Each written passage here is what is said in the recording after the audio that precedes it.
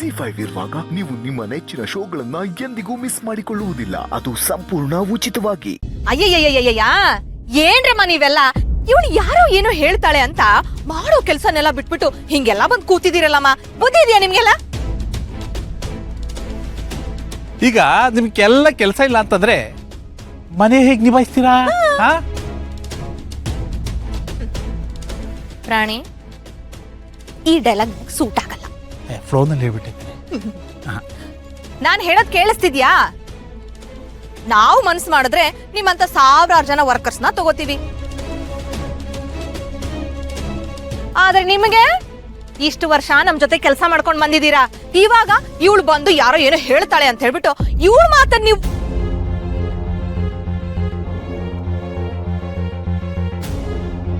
ಕೇಳ್ಕೊಂಡ್ ಬೀದಿಗೆ ಬಂದಿದ್ದೀರಲ್ಲ. ಸರ್, ಶರತ್ ಸರ್ಗೆ ಈ ವಿಷಯ ಗೊತ್ತಾದ್ರೆ ಏನ್ ಮಾಡೋದು ಸರ್?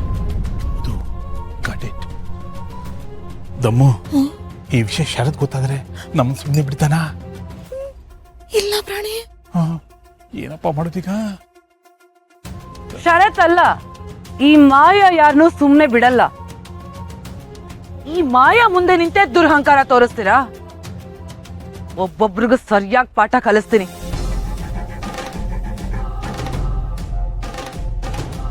ಯಾರು ಲೈಫಲ್ಲಿ ಅದನ್ನ ಮರಿಬಾರ್ದು. ಏನ್ ಮಾಡ್ತೀಯ ಮಾಯಾ? ಇದಾಗ್ಲೇ ಅತಿಯಾಗಿ ಹೋಗಿದೆ. ಬೇಡ ಬೇಡ ಬೇಡ, ಏನ್ ಬೇಕಾದ್ರೂ ಆಗ್ಲಿ. ಇವಳು ಯಾಕೆ ಲೂಸ್ ಆಡ್ದಂಗ್ ಆಡ್ತಿದ್ದಾಳೆ? ಏನೋ ಮಾಡ್ತಾಳೆ ಅನಿಸ್ತಾ ಇದೆ ಪ್ರಾಣಿ. ಹೌದಮ್ಮು, ನಾವ್ ಇಲ್ಲಿಗೆ ಬರ್ಲೇಬಾರ್ದಾಗಿತ್ತು ಅನ್ಸುತ್ತೆ.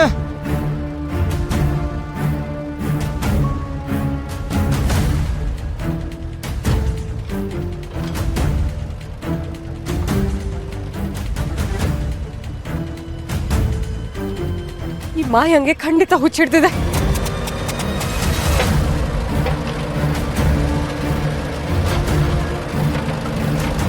ದುರ್ಗನ್ ನಾನು ಕಾಪಾಡಲೇಬೇಕು. ಅವಳಿಗೇನು ಆಗಕ್ ಬಿಡ್ಬಾರ್ದು. ನನ್ನ ಬಗ್ಗೆ ಅವಳಿಗೆ ಗೊತ್ತಾದ್ರೂ ಪರವಾಗಿಲ್ಲ.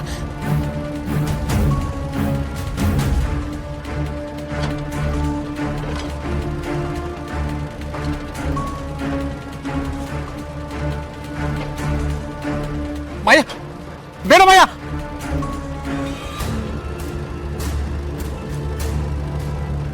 ದುರ್ಗಾ, ಈ ಕಡೆ ಬಾ.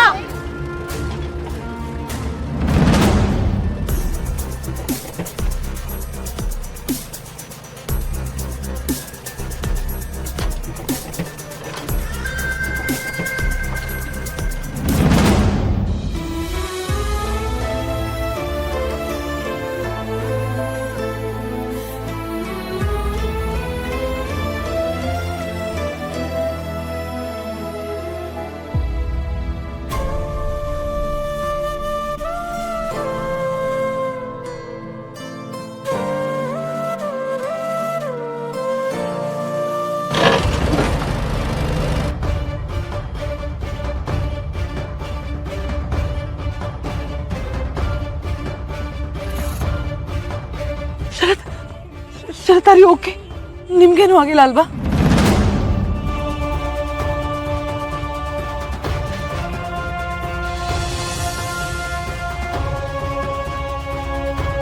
ನಿಮ್ಗೇನು ಆಗಿಲ್ಲ ಅಲ್ಲ? Maya, what the hell are you doing? ನಿನಗೇನು ತಲೆ ಕೆಟ್ಟಿದ್ಯಾ? ಏನ್ ಮಾಡೋದಕ್ಕೆ ಹೊರಟಿದ್ದೆ? ಶರತ್, ಇವ್ರು ಯಾರು ಕೆಲಸ ಮಾಡಕ್ ರೆಡಿ ಇರ್ಲಿಲ್ಲ. ಅದಕ್ಕೆ ಹೆದರ್ಸೋಣ ಅಂತ.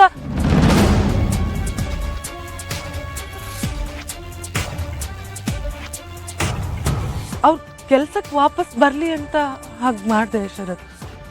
ಅದೇ ಸತ್ಯ ಆಗಿದ್ರೆ ನಾವೆಲ್ಲ ಯಾಕೆ ಆಚೆ ಬಂದಿದೀವಿ ಅಂತಾನು ಹೇಳ್ಬಿಡಿ. ಸರ್, ಏನಾಯ್ತು ಅಂತ ನಾವ್ ಹೇಳ್ತೀವಿ.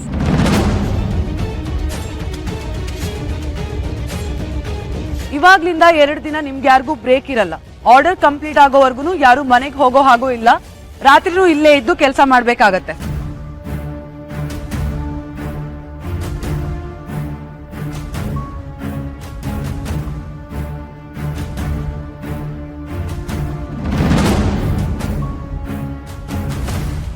ನೀನೊಬ್ಳು ಕೆಲಸ ಮಾಡಿಲ್ಲ ಅಂದ್ರೆ ಇಲ್ಲೇನ್ ಕೆಲಸ ನಿಂತು ಹೋಗಲ್ಲ. ನಡೀಲಿಂದ. ಶರತ್, ಅದು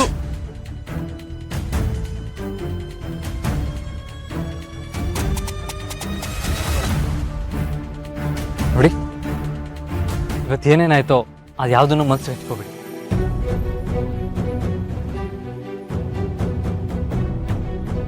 ಇವ್ರ ಪರವಾಗಿ ನಾನು ನಿಮ್ಮ ಹತ್ರ ಕ್ಷಮೆ ಕೇಳ್ತೀನಿ. ಇಷ್ಟು ದಿನದಿಂದ ನಿಮ್ಮೆಲ್ಲರೂ ನಾನು ಯಾರು ಎಂಪ್ಲಾಯ್ಸ್ ಥರ ನೋಡಿಲ್ಲ. ನಾನಾಗಲಿ ಅಂಬಿಕಾ ಆಗಲಿ ನಿಮ್ಮೆಲ್ಲರೂ ಕುಟುಂಬದವ್ರ ಥರನೇ ಟ್ರೀಟ್ ಮಾಡಿದ್ದೀನಿ. ಈಗಲೂ ಅಷ್ಟೇ ನಾನು ನಿಮ್ಮನ್ನ ಹಾಗೆ ಟ್ರೀಟ್ ಮಾಡ್ತಾ ಇರೋದು. ಪ್ಲೀಸ್ ದಯವಿಟ್ಟು ಕ್ಷಮಿಸ್ಬಿಡಿ. ಸರ್ ದಯವಿಟ್ಟು ನೀವು ಈಗೆಲ್ಲ ಕೇಳ್ಬಿಡಿ. ನೀವು ಹೇಗೆ ಅಂತ ನಮಗೆ ಗೊತ್ತು. ಹೌದು ಸರ್, ನಾನು ಎಷ್ಟು ವರ್ಷದಿಂದ ಇಲ್ಲಿ ಕೆಲಸ ಮಾಡ್ತಿದ್ದೀನಿ, ಯಾವತ್ತೂ ಈಗೆಲ್ಲ ಆಗಿರಲಿಲ್ಲ. ದಯವಿಟ್ಟು ನೀವು ಕ್ಷಮೆ ಕೇಳ್ಬಿಡಿ ಸರ್. ನಿಮ್ಮ ಬಗ್ಗೆ ನಮ್ಗೆ ಯಾರಿಗೂ ಬೇಜಾರಿಲ್ಲ. Thank you so much. ಪರವಾಗಿಲ್ವೇ? ಈ ಸೈಕಲ್ ಕಳ್ಳನ ಏನೋ ಅನ್ಕೊಂಡಿದ್ದೆ.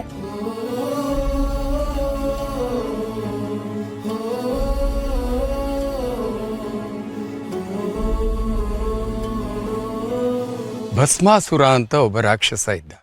ತಾನು ಯಾರ ತಲೆ ಮೇಲೆ ಕೈ ಇಟ್ಟರು ಅವ್ರು ಭಸ್ಮ ಆಗೋಗ್ಬಿಡ್ಬೇಕು ಅಂತ ತಪಸ್ಸು ಮಾಡಿ ಶಿವನ ಹತ್ರ ವರ ಪಡೆದಿದ್ದ.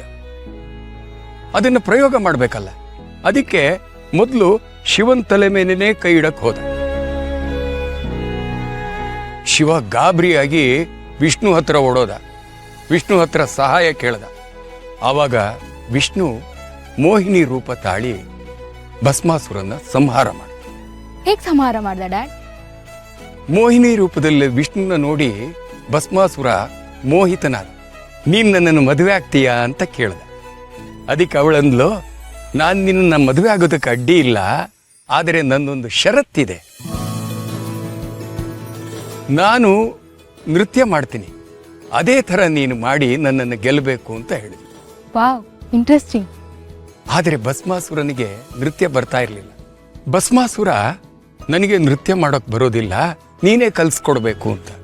ಸರಿ ಅಂತ ಹೇಳ್ಬಿಟ್ಟು ಮೋಹಿನಿ ನೃತ್ಯ ಕಲ್ಸಕ್ ಶುರು ಮಾಡಿದ್ಲು. ನೃತ್ಯ ಮಾಡ್ತಾ ಮಾಡ್ತಾ ಮಾಡ್ತಾ ಮಾಡ್ತಾ ಯಾವುದೋ ಒಂದು ನೃತ್ಯದ ಭಂಗಿಯಲ್ಲಿ ಒಂದ್ಸಾರಿ ತನ್ನ ತಲೆ ಮೇಲೆ ತಾನೇ ಕೈ ಇಟ್ಕೊಂಡು.